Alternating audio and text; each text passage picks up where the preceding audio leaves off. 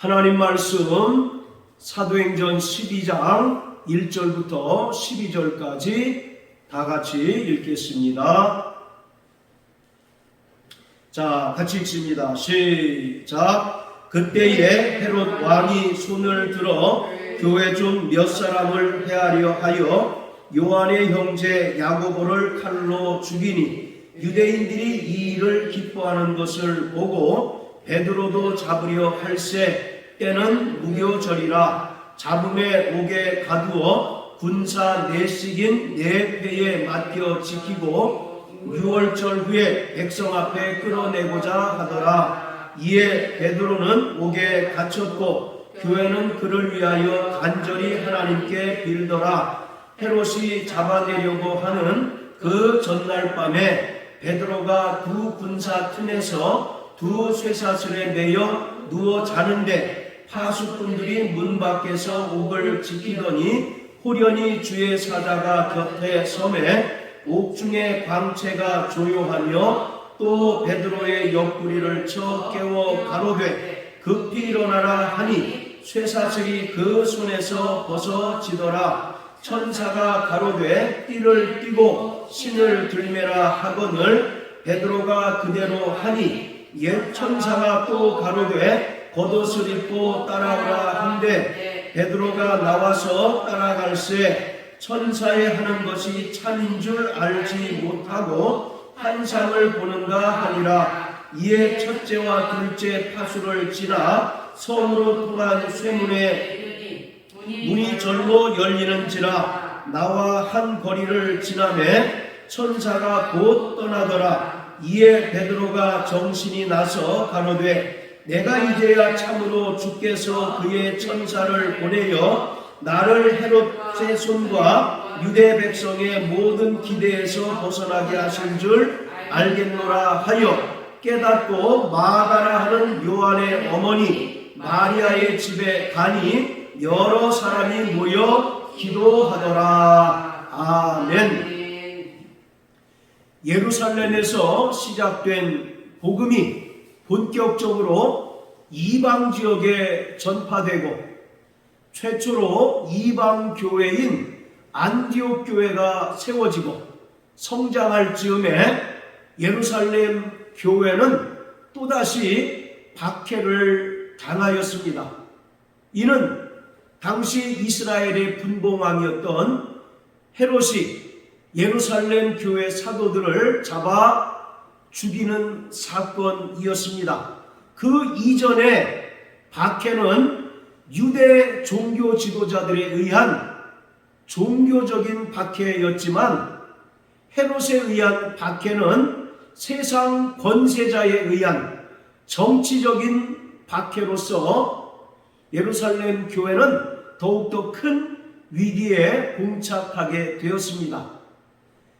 헤롯은 유대 종교 지도자들의 환심을 사고 자신의 정치적인 입지를 강화하기 위해서 교회를 탄압하였고 예루살렘 교회의 사도들을 잡아 죽이게 되었습니다. 신약 성경에 보면 헤롯이라고 하는 이름을 가진 인물이 3명이 나타납니다.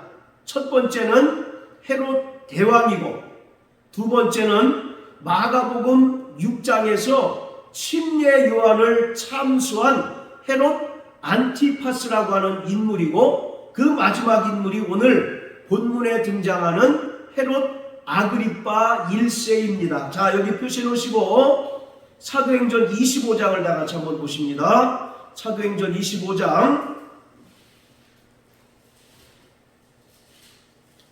13절에 보면 수일 후에 아그리파 왕과 버니게가 베스도에게 문안하러 가이사랴에 와서라고 되어 있습니다. 여기에 보면 아그리파 왕이라고 하는 사람이 나오는데 이가 사도행전 12장에 나오는 헤롯입니다.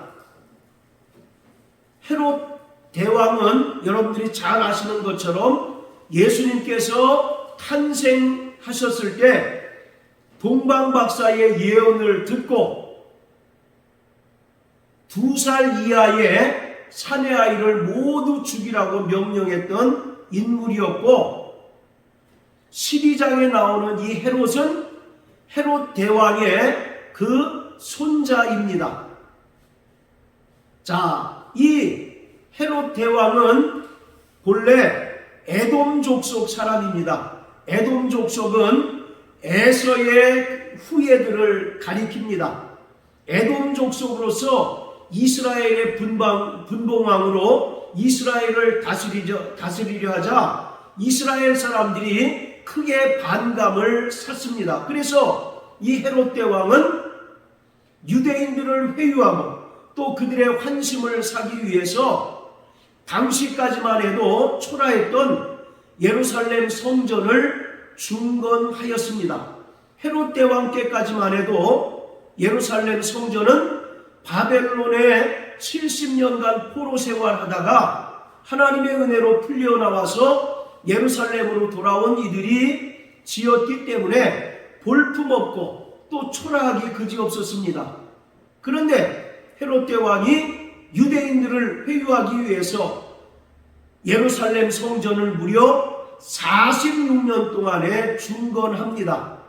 요한복음 2장에 보면 46년 동안의 성전을 건축했다라고 기록한 것처럼 이 헤롯 대왕은 볼품없고 초라한 예루살렘 성전을 새로 중건했어요. 그래서 당시 랍비들의 기록을 보면 이 헤롯 성전을 보지 못하고서는 아름다운 건축물을 보았다고 말할 수 없다라고 할 만큼 헤롯이 지은 예루살렘 성전은 웅장하고 화려하기가 이를 데 없었습니다.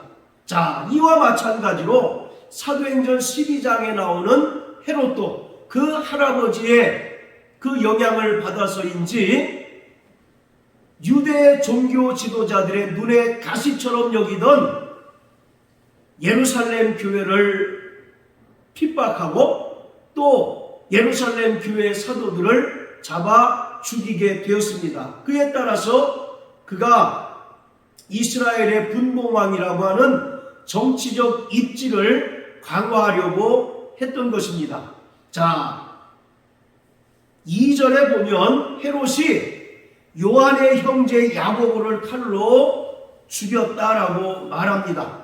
그러니까 12사도 중에 최초의 순교자가 바로 야고보였습니다. 그런데 특이한 것은 야고보가 분명히 12사도 중에 한 명이고 또 최초의 사도로서 순교자인데도 그냥 2절에 보면 요한의 형제 야고보라고 간략하게만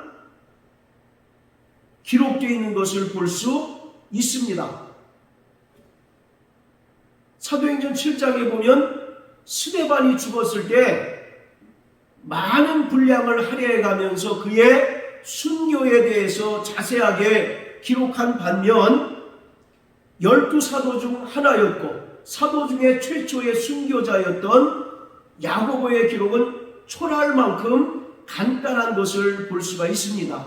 이것은 베드로, 요한, 야고보 이 세 사람이 12명의 예수님의 제자들 중에 가장 최측근의 제자들일 뿐만 아니라 사도행전 12장까지는 주로 베드로에 관하여 많이 기록하였기 때문에 상대적으로 야고보에 대해서는 그렇게 자세하게 기록하지 않았을 것이다 라고 우리가 추측할 수 있습니다. 자, 이처럼 헤롯은 야고보를 칼로 죽였습니다. 여기서 칼로 죽였다는 것은 이 야고보가 침례 요한과 같이 헤롯에게 정치적인 이유, 즉 반역적인 행동에 의해 처형되었음을 알 수가 있습니다. 그리고 헤롯은 예루살렘 교회 사도 중에 으뜸이라고 할 수 있는 베드로를 죽이려고 했습니다. 그런데 그날이 마침 무교절이라 유월절이 끝나면 백성 앞에 끌고 와서 베드로를 죽이려고 했습니다. 그런데 그때 예루살렘 교회 성도들은 베드로를 위하여 간절히 기도하였고 또 하나님께서 천사를 보내셔서 옥에서 베드로를 구출해 내셨습니다. 사도행전 4장과 5장에 보면 베드로는 벌써 2번씩이나 옥에 감금이 되었습니다. 그리고 12장에도 또 옥에 감금이 되었는데 이처럼 베드로는 3번씩이나 옥에 감금이 되었습니다. 그런데 첫 번째와 두 번째와는 달리 세 번째 베드로가 옥에 갇혔을 때 하나님께서 놀라운 이적을 통해서 베드로를 옥에서 구원해 내셨어요. 이처럼 사도행전의 기록을 보면 옥에 갇힌 자들을 구원해 준 사건이 사도행전 16장에도 나옵니다. 바울과 실라가 옥에 갇혔을 때 하나님께서 그들을 구원해 내신 사건이 기록되었는데 그때는 천사가 역사하지 않았습니다.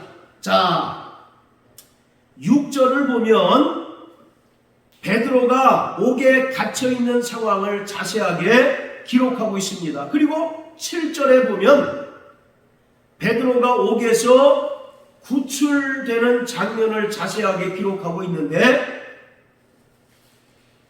옥중에 광채가 빛나고 또 천사가 베드로의 옆구리를 쳐 깨웠다라고 이렇게 이야기하고 있습니다. 베드로는 이제 곧 하룻밤만 지나면 백성들 앞에 나타나서 헤롯에 의하여 야고보와 같이 순교를 당할 위기에 처했지만 하나님께서 놀라운 이적을 통해서 베드로를 구원해 내셨습니다. 이처럼 사도행전에 보면 주요한 장면마다 천사가 역사했던 것을 우리가 볼 수 있습니다. 그 중에서도 특히 12장에서는 천사들의 활약이 대단히 두드러지는 것을 우리가 알 수가 있습니다. 자, 23절을 우리 다 같이 한번 보실까요? 자, 23절 우리 같이 읽겠습니다. 시작. 헤롯이 영광을 하나님께로 돌리지 아니하는 거로 주의 사자가 곧 친히 충이 먹어 죽으니라. 자, 하나님께서 천사를 보내셔서 베드로를 옥에서 구출해 내신 반면에 23절에서는 교회를 핍박하고 또 사도들을 죽이려 하던 헤롯을 주의 천사가 충이 먹게 해서 죽게 하였다라고 이렇게 이야기하고 있습니다. 자, 이와 같이 베드로가 이제 하룻밤만 지나면 곧 헤롯에 의하여 죽임을 당할 위기에서 하나님께서는 천사를 보내셔서 베드로를 옥에서 구원하시고 또 놀라운 은혜 가운데 베드로를 구출해 내셨습니다. 그리고 여기서 우리가 또 중요하게 생각해야 할 것은 예루살렘 교회 성도들은 베드로를 위하여 간절히 기도하였다는 것입니다. 5절에 보면 베드로는 옥에 갇혔고 교회는 그를 위하여 간절히 하나님께 빌었다라고 말합니다. 자, 이처럼 교회가 세상 권세자로부터 박해를 받고 또 핍박 가운데 있을 때 교회가 할 수 있는 가장 강력한 행동은 바로 기도라고 하는 것입니다. 세상 권세자의 압제와 박해에 맞서서 교회가 할 수 있는 것은 기도밖에 없다는 사실을 우리가 분명하게 알 수가 있습니다. 누가복음 18장 1절부터 8절까지 보면 가난한 과부에 관한 이야기가 나오는데 바로 이 가난한 과부는 이 땅에 세워진 그리스도의 몸된 교회를 가리키고 있습니다.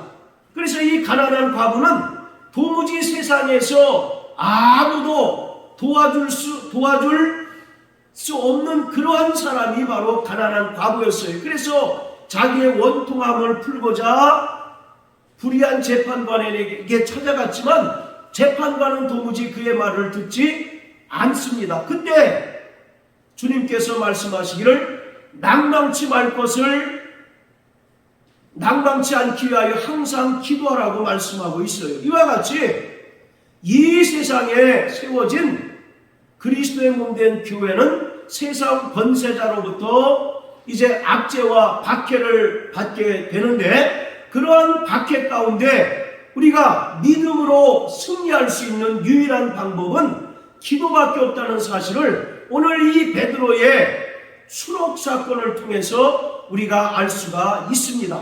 세상 권세자인 헤롯은 예루살렘 교회의 사도인 야고보를 칼로 죽였습니다. 그리고 사도들의 수장이라고 할 수 있는 베드로마저 죽이려고 하였는데, 하나님께서는 오히려 교회를 핍박하고 또 사도들을 죽였던 세상 권세자인 헤롯을 주의 천사를 통해서 충이 먹게 하심으로 죽게 하셨습니다.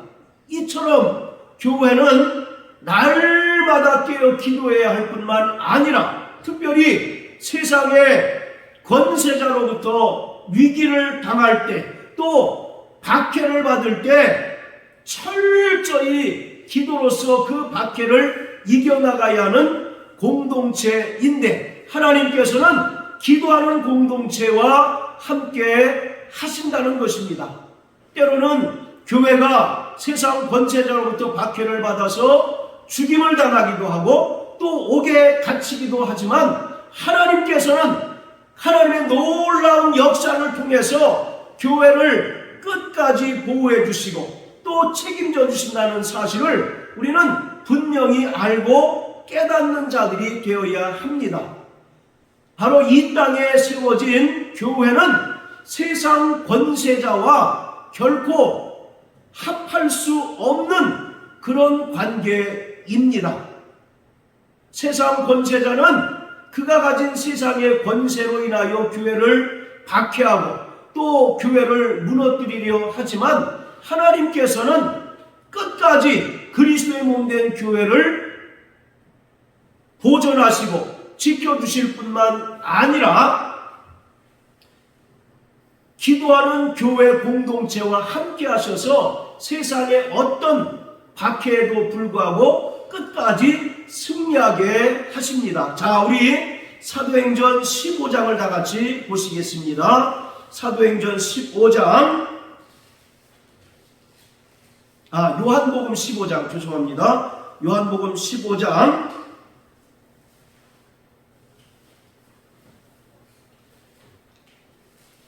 자, 18절부터 20절까지 읽겠습니다. 시작. 세상이 너희를 미워하면 너희보다 먼저 나를 미워한 줄 알라. 너희가 세상에 속하였다면 세상이 자기의 것을 사랑할 터이나 너희는 세상에 속한 자가 아니요 도리어 세상에서 나의 택함을 입은 자이므로 세상이 너희를 미워하느니라. 내가 너희더러 종이 주인보다 더 크지 못하다 한 말을 기억하라.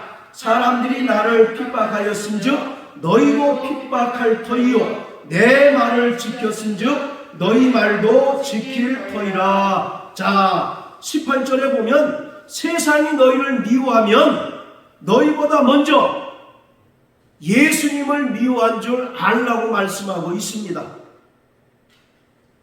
그리고 너희가 세상에 속하였다면 세상이 너희를 사랑하였을 것이지만, 너희가 세상에 속하지 않고 그리스도 예수께 속하였기 때문에 세상으로부터 미움을 받고 또 모든 핍박을 받게 될 것이라고 예수님께서 말씀하고 있어요. 이와 같이 이 땅에 세워진 그리스도의 몸된 교회는 결코 세상 권세자와 양립할 수 없는 바로 그러한 관계에 있습니다.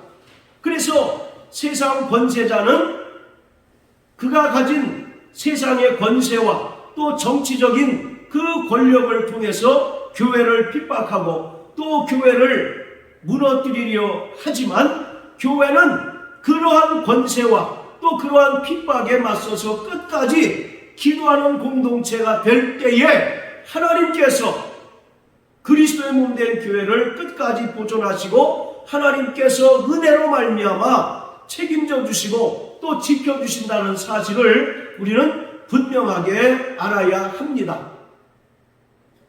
세상 권세자는 교회를 핍박하고 또 예루살렘 교회의 사도들을 죽이고 또 수장인 베드로를 죽이려 하였지만 하나님께서는 오히려 교회를 핍박하고 또 교회를 박해하던 헤롯 대왕을 죽인 사실을 우리는 분명히 기억해야만 하는 것입니다. 오늘 이 사건이 우리에게 중요한 시사점을 주는 것은 오늘을 살아가는 그리스도인들이 세상의 국가 또 세상 권세자와 어떤 관계를 유지하며 살아가야 할 것인가를 우리에게 분명하게 보여주고 있는 것입니다.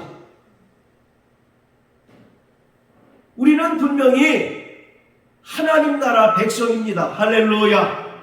그렇기 때문에 하나님 나라 백성인 그리스도인들이 이 세상 국가와 권세자와 어떤 관계를 유지하고 어떤 관계를 맺으며 살아가야 하는가는 대단히 중요합니다. 이것을 우리가 분명히 깨닫기 위해서는 우리에게 성경적 세계관이 있어야 합니다. 모든 사람은 각자 나름대로의 세계관이 있어요. 그래서 그 세계관으로 이 세상을 조망하고 이 세상을 살피며 살아갑니다. 마찬가지로 그리스도인들은 성경에 기록된 진리의 말씀을 통해서 이 세상을 바라봐야 하고 성경이라고 하는 렌즈를 통해서 이 세상을 해석해냄으로써 구원받은 그리스도인으로서 또 종말을 살아가는 그리스도인들이 이 땅에서 어떻게 살아가야 하는가, 그리고 세상 국가와 세상 권세자와 어떤 관계를 유지하며 살아가야 할 것인가를 분명히 깨닫고 하나님 뜻에 순종하는 삶을 살아가야 합니다. 자, 하나님께서는 먼저 이 세상에 많은 나라를 세우셨습니다. 그리고 각 나라마다 권세자들을 임명하셨어요. 자, 왜 하나님께서 이 지구 안에 수많은 나라를 세우시고 또 권세자들을 임명하셨을까요? 그것은 그들이 하나님을 대신해서 이 땅에 하나님의 정의가 강물같이 하나님의 공의가 하수와 같이 흐름으로써 하나님의 백성들을 안전하게 보호하고 또 지키도록 하시기 위함입니다. 자, 우리 구약성경 아모스 5장을 다 같이 보십니다. 자, 아모스 5장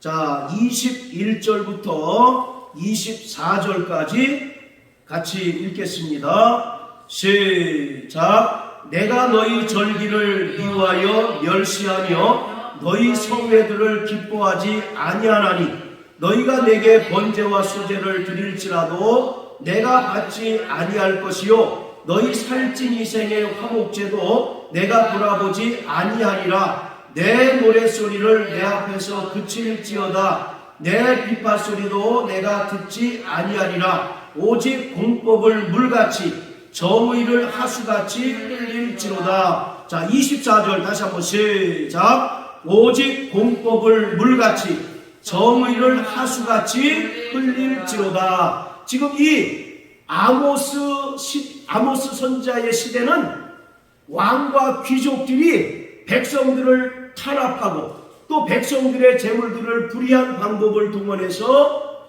착취하던 그러한 시대였습니다. 그때 하나님께서는 왕과 귀족들이 드리는 절기를 기뻐하지 않으시고 성회를 기뻐하지 않으시고 번제와 소제를 결코 기뻐하지 않으신다라고 말씀하고 있어요. 왜냐하면 그들이 하나님의 뜻에 반하여 백성들을 타락하고 백성들의 재물을 불의한 방법으로 착취했기 때문에 하나님께서는 그들의 드리는 제사와 그들의 드리는 절기를 결코 받으실 수 없으셨던 것입니다. 그러면서 24절에 뭐라고 얘기합니까? 오직 공법이 물같이 정의를 하수같이 흐를지어다. 하나님께서 이 땅에 나라를 세우시고 세상 권세자를 임명하신 목적을 기록하고 있습니다. 세상 권세자는 모두 하나님께서 임명하신 것이고 하나님께서 주신 권세로 이 세상을 다스리는 자들인데 그들은 하나님을 대신하여 이 땅에 하나님의 나라를 건설하고 하나님의 공의와 하나님의 정의가 흐르는 세상을 만들도록 임명받은 자들이에요. 그러나 그들이 하나님의 뜻에 반하여 백성을 탄압하고 하나님의 백성들을 핍박할 때 하나님께서는 이러한 권세자들을 반드시 심판하시고 멸망케 하실 것입니다. 할렐루야. 네. 자, 이처럼 신약 성경은 구원받은 성도들이 이 세상 국가 또 이 세상 권세자와 어떤 태도를 취해야 하는가를 세 가지로 설명하고 있습니다. 그 첫 번째는 기본적으로 구원받은 성도들은 세상의 권세자와 또 인간이 세운 모든 제도에 철저히 순종해야 한다는 것입니다. 자, 우리 로마서 13장을 다 같이 보십니다. 로마서 13장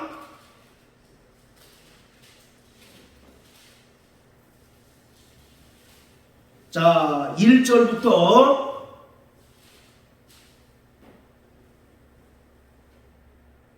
7절까지 같이 읽겠습니다. 시작. 각 사람은 위에 있는 권세들에게 굴복하라. 권세는 하나님께로 나지 않으니 없나니 모든 권세는 다 하나님의 정하신 바라. 그러므로 권세를 거스리는 자는 하나님의 명을 거스림이니 거스리는 자들은 심판을 자취하리라. 관원들은 선한 일에 대하여 두려움이 되지 않고 악한 일에 대하여 되나니 내가 권세를 두려워하지 아니하려느냐. 선을 행하라. 그리하면 그에게 칭찬을 받으리라. 그는 하나님의 사자가 되어 내게 선을 이루는 자니라. 그러나 내가 악을 행하거든 두려워하라. 그가 공연히 칼을 가지지 아니하였나니 곧 하나님의 사자가 되어 악을 행하는 자에게 진노하심을 위하여 보응하는 자니라.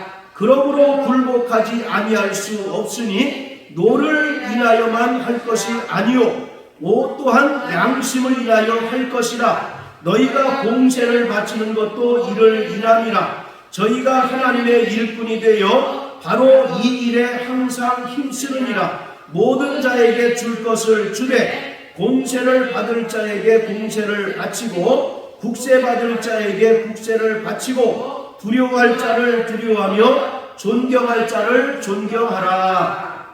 자, 1절에 보면 각 사람은 위에 있는 권세들에게 굴복하라.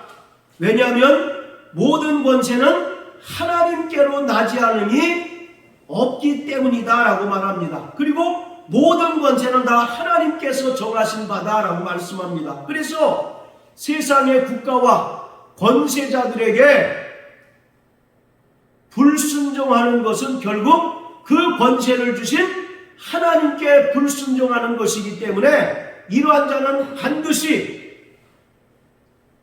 심판을 받게 된다고 말씀하고 있어요. 하나님께서 이 땅의 권세자들을 세우신 것은 하나님의 선을 행하기 위해서 세우셨다라고 말씀하고 있습니다. 자, 그리고 5절을 다 같이 한번 보십니다. 그러므로 굴복하지 아니할 수 없으니 노를 인하여만 할 것이 아니고 또한 양심을 인하여 할 것이라. 자, 여기 보면 굴복하지 아니할 수 없다라고 이중 부정의 용법을 사용했습니다.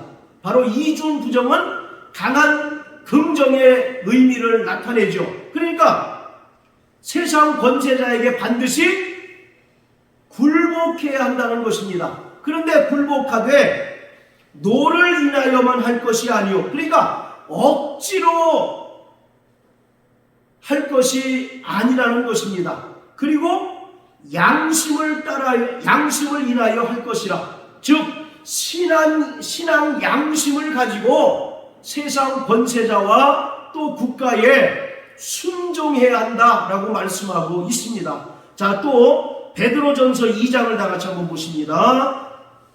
베드로전서 2장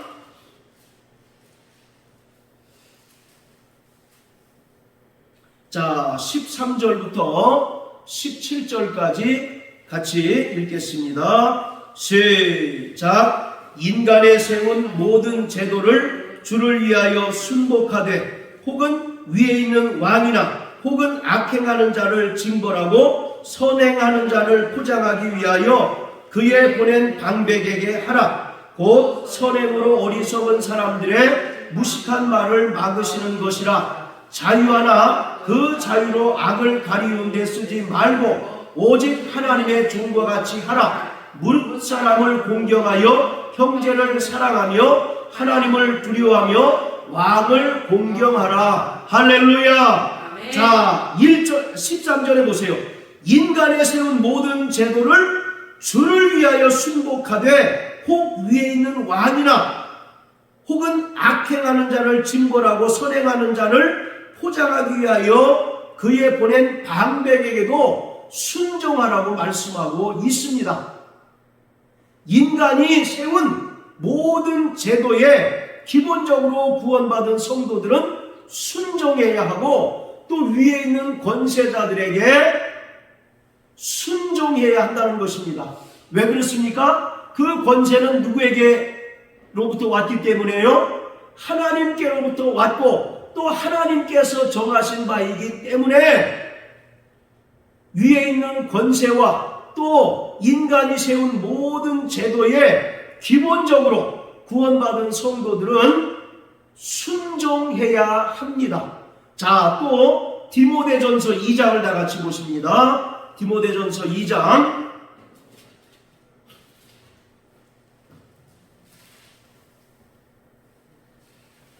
자 1절부터 3절까지입니다. 시작. 그러므로 내가 첫째로 권하노니 모든 사람을 위하여 간구와 기도와 도고와 감사를 하되 임금들과 높은 지위에 있는 모든 사람을 위하여 하라.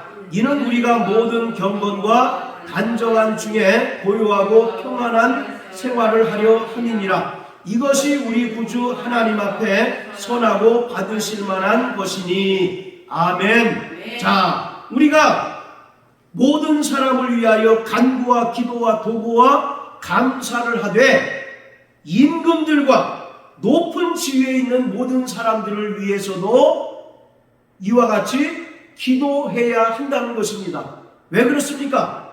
2절 하반절에 보면 우리가 모든 경건과 단정한 중에 고요하고 평안한 생활을 하기 위해서다라고 말하고 있어요. 이처럼 오늘을 살아가는 그리스도인들이 국가와 또 세상 권세자와 맺어야 하는 첫 번째 태도는 철저히 위에 있는 권세자와 또 인간에 세운 제도에 순종해야 한다는 것입니다. 왜냐하면 그 모든 권세는 하나님께로부터 났기 때문이다라고 말씀하고 있습니다. 자, 그리고 두 번째, 구원받은 성도들이 이 세상 그리고 권세자와 맺어야 할 또 유지해야 할 그 관계는 철저히 견제하고 비판하는 것입니다. 위에 있는 권세자들이 하나님의 뜻을 행할 때는 절대적으로 순종해야 하지만 불의를 행하고 하나님의 정의를 행하지 않을 때 교회는 또 구원받은 성도들은 선지자적인 사명을 띠고 그것을 비판하고 또 강력하게 견제할 수 있어야 합니다. 구약의 나단 선지자가 다윗이 우리아의 아내 밧세바를 취하고 우리아를 죽게 했을 때 나단 선지자가 다윗에게 찾아가서 그를 강력하게 책망을 했습니다. 자, 그뿐만 아니라 우리 마가복음 6장을 다 같이 한번 보십니다. 마가복음 6장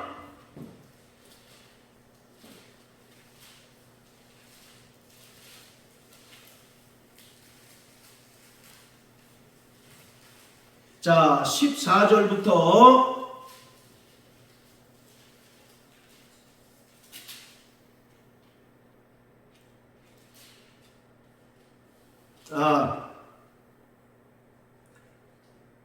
자, 17절부터 우리 29절까지 좀 길지만 한번 읽어봅니다. 시작. 전에 헤롯이 자기의 동생 빌립의 아내 헤로디아에게 장가 등보로 이 여자를 위하여 사람을 보내어 요한을 잡아오게 가두었더니 이는 요한이 헤롯에게 말하되 동생의 아내를 취한 것이 옳지 않다 하였습니다. 헤로디아가 요한을 원수로 여겨 죽이고자 하였으되 하지 못한 것은 헤롯이 요한을 의롭고 거룩한 사람으로 알고 두려워하여 보호하며 또 그의 말을 들을 때에 크게 번민을 느끼면서도 달게 들음이러라. 마침 기회 좋은 날이 왔으니 곧 헤롯이 자기 생일에 대신들과 천부장들과 갈릴리의 귀인들로 더불어 잔치할새 헤로디아의 딸이 친히 들어와 춤을 추어 헤롯과 및 함께 앉은 자들을 기쁘게 한지라. 왕이 그 여에게 이르되 무엇이든지 너 원하는 것을 내게 구하라. 내가 주리라 하고 또 맹세하되 무엇이든지 내게 구하면 내 나라의 절반까지라도 주리라 하거늘 저가 나가서 그 어미에게 말하되 내가 무엇을 구하리이까? 그 어미가 가로되 침례 요한의 머리를 구하라 하니 저가 곧 왕에게 급히 들어가 구하여 가로되 침례 요한의 머리를 소반에 담아 곧 내게 주기를 원하옵나이다 한데 왕이 심히 근심하나 자기의 맹세한 것과 그 앉은 자들을 인하여 저를 거절할 수 없는지라. 왕이 곧 시병 하나를 보내어 요한의 머리를 가져오라 명하니 그 사람이 나가 옥에서 요한을 목베어 그 머리를 소반에 담아다가 여호와에게 주니 여호와가 이것을 그 어미에게 주니라.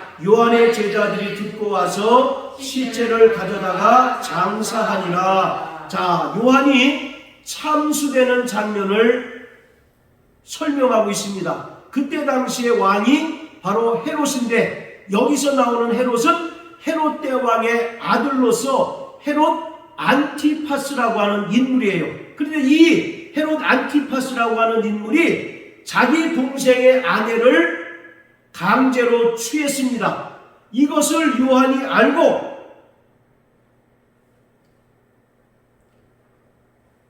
그 불의를 강력하게 비난을 하고 책망을 했습니다. 그래서 자 보세요. 20절에 보면 헤롯이 요한을 의롭고 거룩한 사람으로 알고 두려워하여 보호하며 또 그의 말을 들을 때 크게 번민을 느끼면서도 어떻게 들었다고요?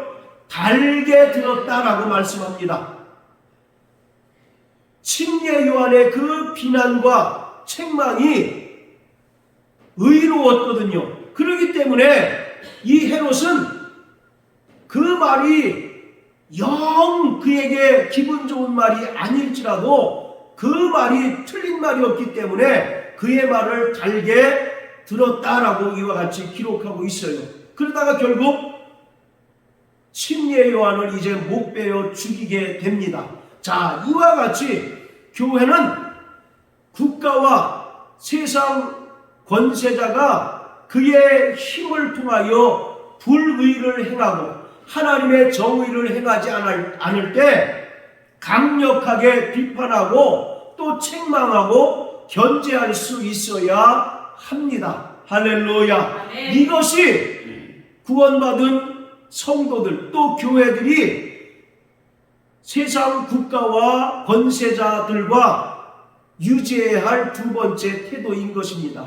자, 그리고 세 번째는 국가와 세상 권세자들이 하나님을 적극적으로 대적하고 구원받은 성도들에게 불신앙을 강요할 때 우리는 과연 어떤 태도를 취해야 하는가?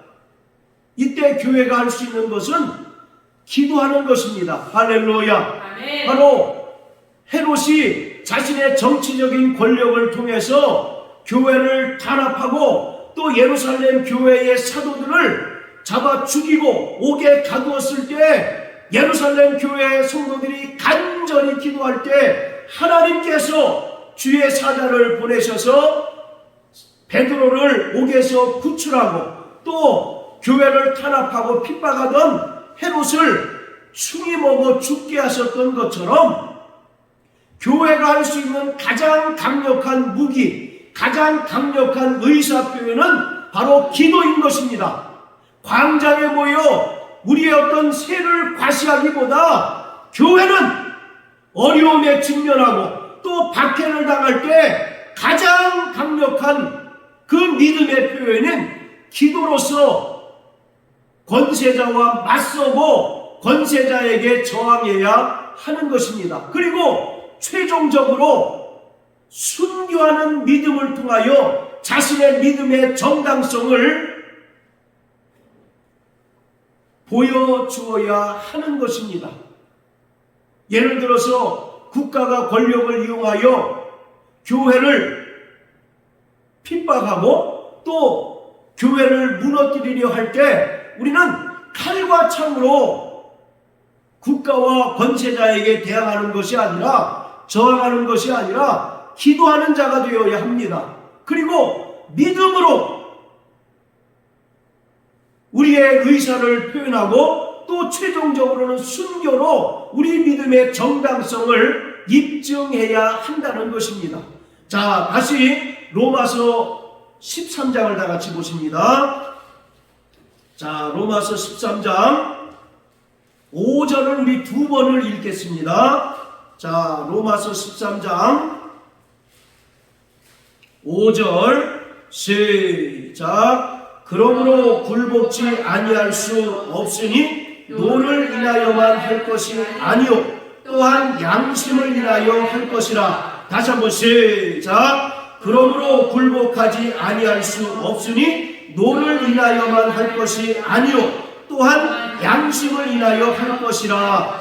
아까도 설명드렸던 것처럼 세상 권세자가 하나님의 권세를 통하여 이 땅에서 의를 행할 때 구원받은 성도들은 억지로 순종하는 것이 아니라 신앙 양심을 따라 자원하는 마음으로 순종해야 합니다. 할렐루야. 자, 그런데 중요한 것은 또한 양심을 인하여 할 것이다 라는 말이 중의적인 표현입니다.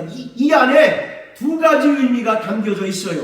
즉 세상 권세자가 하나님의 의를 행하고 하나님의 정의를 행할 때 성도들은 신앙 양심을 따라서 적극적으로 순종해야 합니다.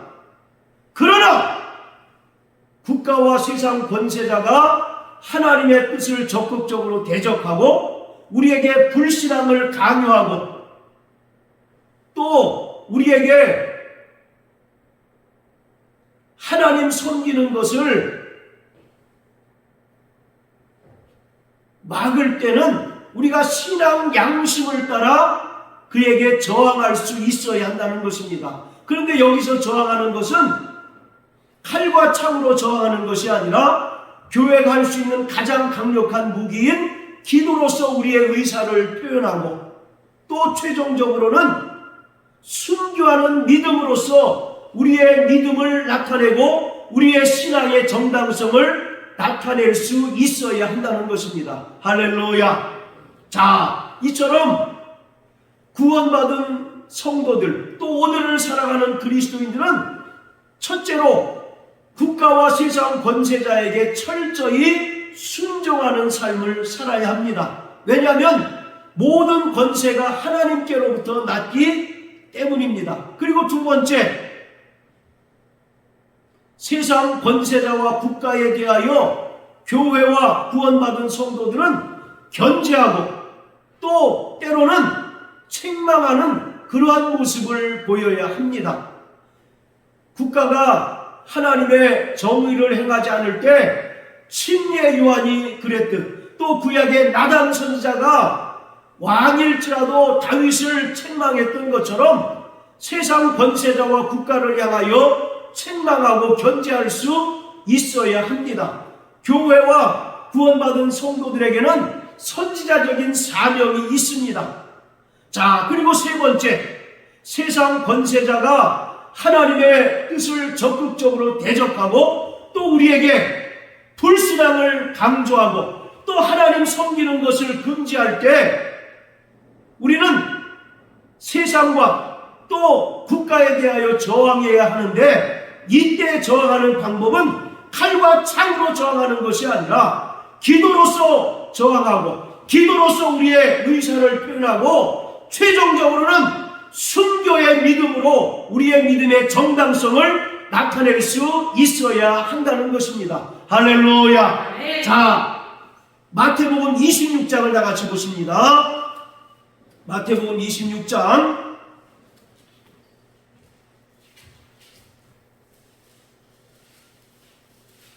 자, 47절부터 56절까지 읽겠습니다. 시작. 말씀하실 때에 12 중에 하나인 유다가 왔는데 대제사장들과 백성의 장로들에게서 파송된 큰 무리가 검과 몽치를 가지고 그와 함께 하였더라. 예수를 파는 자가 그들에게 분노를 짜 가로되 내가 입맞추는 자가 그이니 그를 잡으라 하였는지라. 곧 예수께 나와 랍비여 안녕하시옵나이까 하고 입을 맞추니 예수께서 가라사대 친구여 내가 무엇을 하려고 왔는지 행하라 하신대 이에 저희가 나와서 예수께 손을 대어 잡는지라. 예수와 함께 있던 자 중에 하나가 손을 펴 검을 빼어 대제사장의 종을 쳐 그 귀를 떨어뜨리니 이에 예수께서 이르시되 내 검을 도로 집에 꽂으라. 검을 가지는 자는 다 검으로 망하느니라.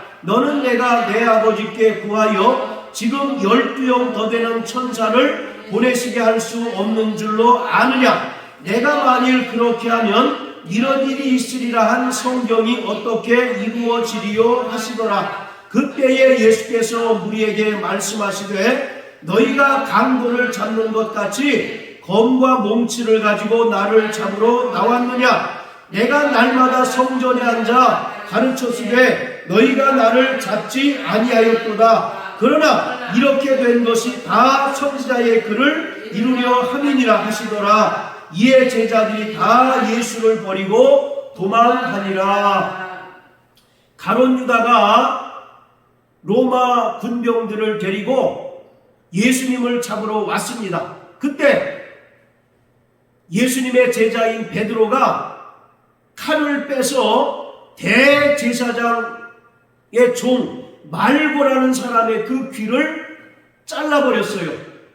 그때 예수님께서는 그 말고의 귀를 붙여주시면서 52절에 말씀하시기를 내 검을 도로 집에 꽂으라. 검을 가지는 자는 다 검으로 망한다라고 이와 같이 책망하십니다. 그러면서 53절에 말씀하시기를 너는 내가 내 아버지께 구하여 지금 12영 더 되는 천사를 보내시게 할 수 없는 줄로 아느냐. 여기서 12영이라고 할 때 이 영이라고 하는 말은 인간의 영을 가리키는 것이 아니라 헬라어로 레기온이라고 하는 단어가 쓰였는데 이것은 당시의 로마 군대의 편제를 말합니다.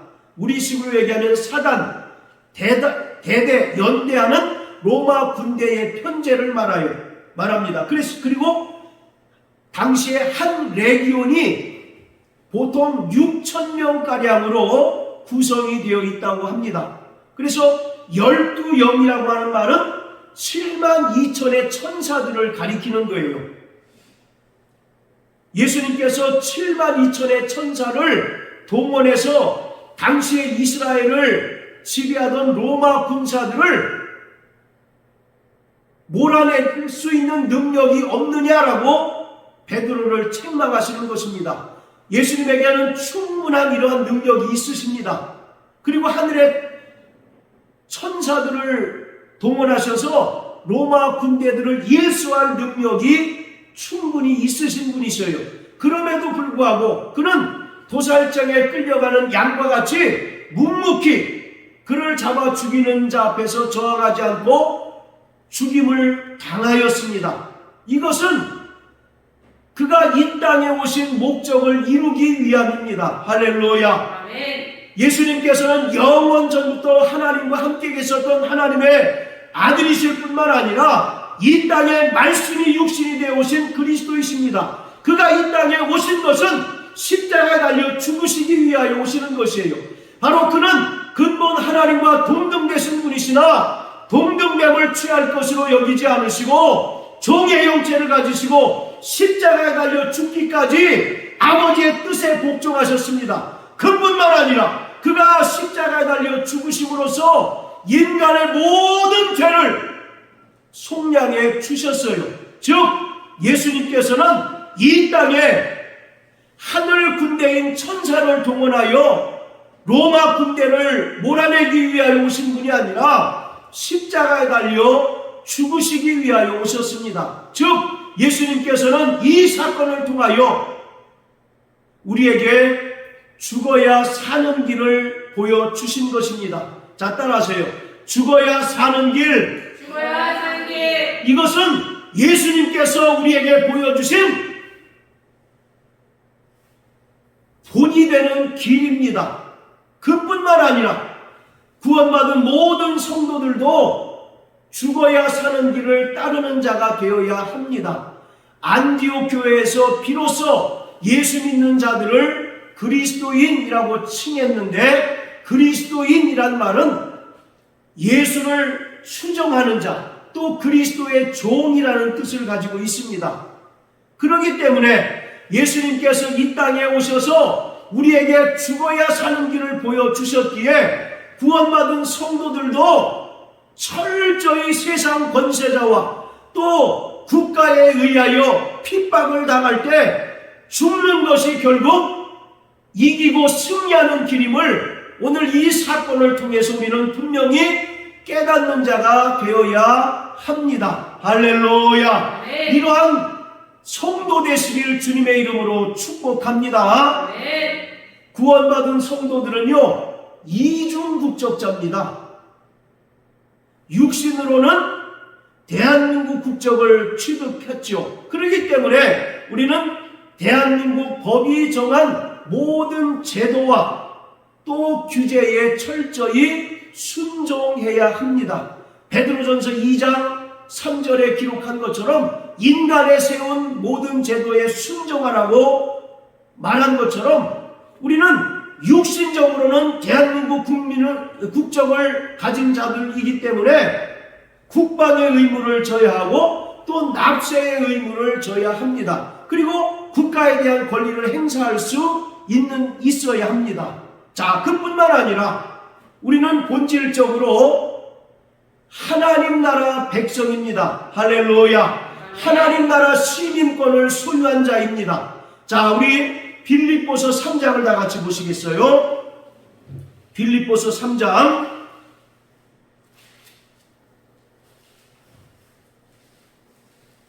자, 20절, 21절. 시작. 오직 우리의 시민권은 하늘에 있는지라 거기로서 구원하는 자 곧 주 예수 그리스도를 기다리노니 그가 만물을 자기에게 복종케 하실 수 있는 자의 역사로 우리의 낮은 몸을 자기 영광의 몸의 형체와 같이 변케 하시리라. 할렐루야. 자, 20절에 보세요.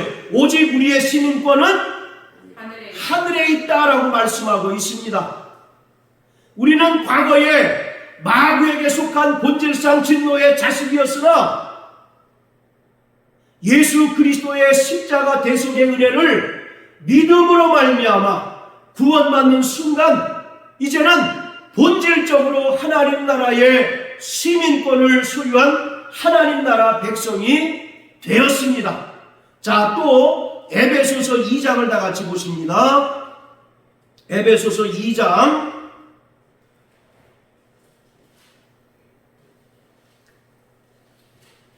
자, 19절 시작. 그러므로 이제부터 너희가 외인도 아니요 손도 아니요 오직 성도들과 동일한 시민이요 하나님의 권속이라. 자, 여기 보면 오직 성도들과 동일한 시민.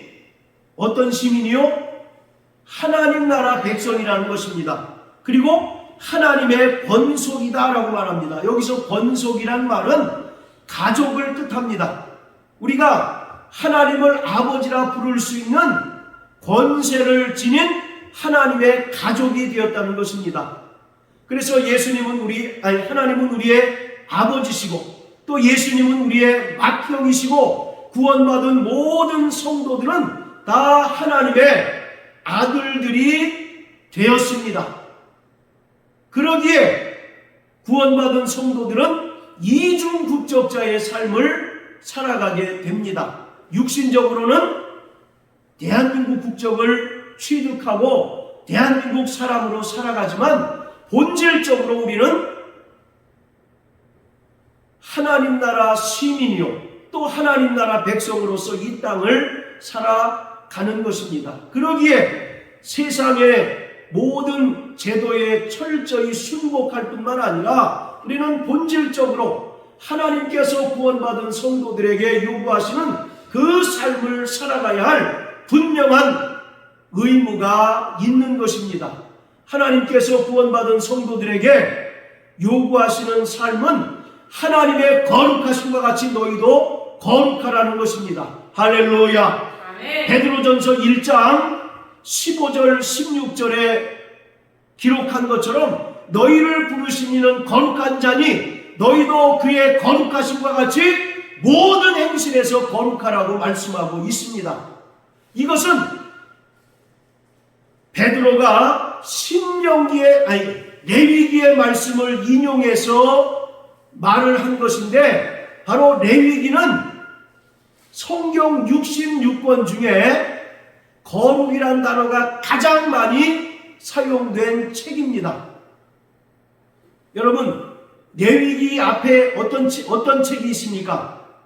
출애굽기가 있죠. 바로 출애굽기는 마귀에게 속한 바로의 노예 생활하던 이스라엘을 하나님께서 출애굽하게 하시고 하나님의 백성으로 삼으신 이야기가 기록된 것입니다. 그 뒤에 바로 레위기가 나오는데 레위기를 통해서 하나님께서는 계속 하나님의 백성들에게 거룩할 것을 요구하고 있습니다. 거룩이란 말은 세상과 구별되다라는 뜻을 가지고 있습니다. 비록 우리가 육신으로는 대한민국 국적을 취득하고 대한민국 국민으로 살아가지만 세상 사람들과 분명히 구별되는 하나님의 백성으로서의 삶을 살아가야 한다는 것입니다. 그렇기 때문에 세상으로부터 교회는 미움을 받을 수밖에 없고 또 세상으로부터 핍박을 당할 수밖에 없는 것입니다. 그렇기 때문에 구원받은 성도들, 교회는 날마다 깨어 기도하는 자가 되어야 합니다. 아멘. 할렐루야. 아멘. 오늘 예루살렘 교회가 간절히 베드로의 그 추록을 위하여 기도하였을 때 하나님께서 주의 사자를 통해서 그를 옥에서 구출해내신 것처럼 교회가 위기에 직면했을 때 또 세상으로부터 미움을 받고 박해를 받을 때 교회는 가장 낮은 자리에서 무릎 꿇고 기도하는 자가 되어야 합니다. 그리고 날마다 우리에게 요구하시는 하나님의 그 거룩한 뜻대로 하나님의 거룩한 백성으로서 거룩한 삶을 살아 나가는 자가 되어야 합니다. 할렐루야! 이러한 삶을 살아내는 저와 여러분들 되시길 주님의 이름으로 축복합니다. 날마다 성령 충만하여 하나님의 뜻을 깨닫고 그 뜻대로 순종하며 살아가는 하나님의 백성들이 되시길 예수님 이름으로 축복합니다. 할렐루야!